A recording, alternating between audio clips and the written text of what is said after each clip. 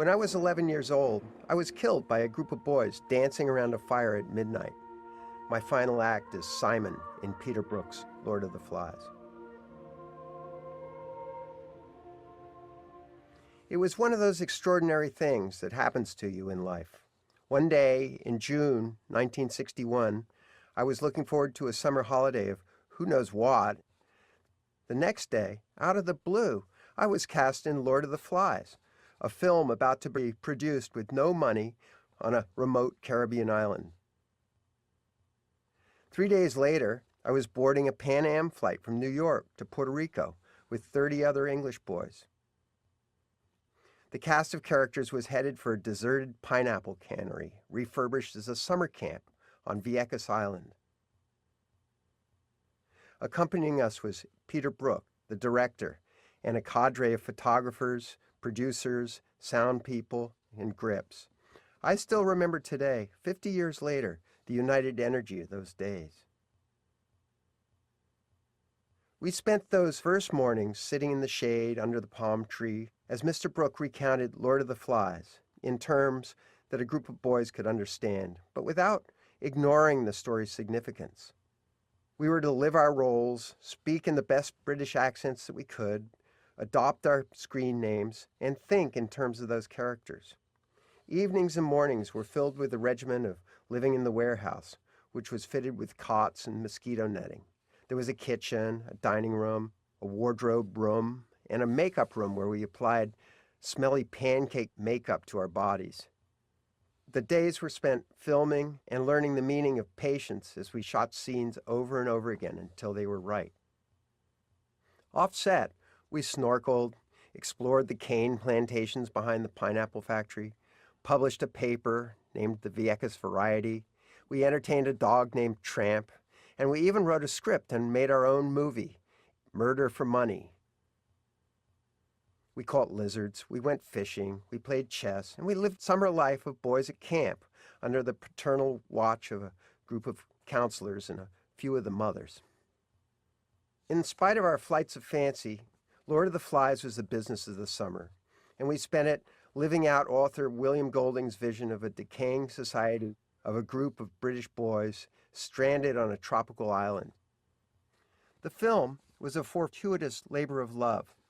We had all come together, sacrificed, unified in the moment, and endure what was necessary to get the job done. The island was gradually transformed from a paradise into one of fear, savagery, and destruction. I was Simon.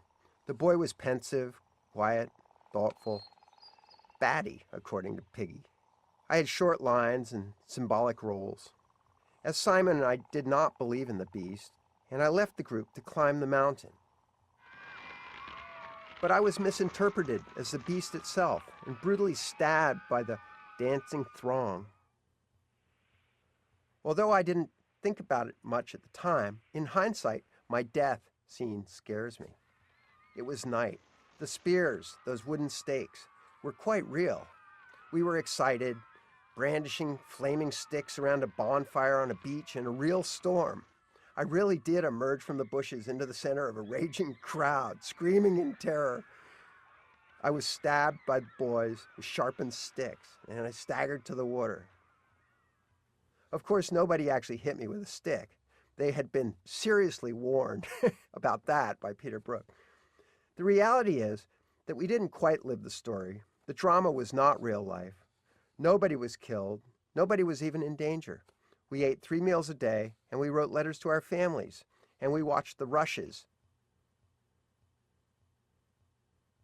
I'm proud of my role as Simon, and always have been. In Lord of the Flies, I really related to nobody in particular. My role provided a connection between the boys and the natural world. In my real life, perhaps, this had an impact on me. I went on to become a forester, and today that is still my profession. And perhaps a link to my life as Simon. Peter Brook managed to see the essential raw material of personality in small boys and to exaggerate those traits. I had never realized until now that I had the best part in the film. I had been the good guy, and so I never carried any baggage into the world that related me directly to Simon, When the film came out in New York, it was unrated, so I could take all my high school friends and we could have a good party. Little did I know that in England, other boys were enduring the stigma of having performed in an X-rated film. And I may have been lucky too. Back in 1961, when the phone rang asking me to interview for parts in what became great plays, that I declined. Even at that age, it had become easy to see the price of glamour of the stage. Except enjoying high school and college productions, I never went on to act.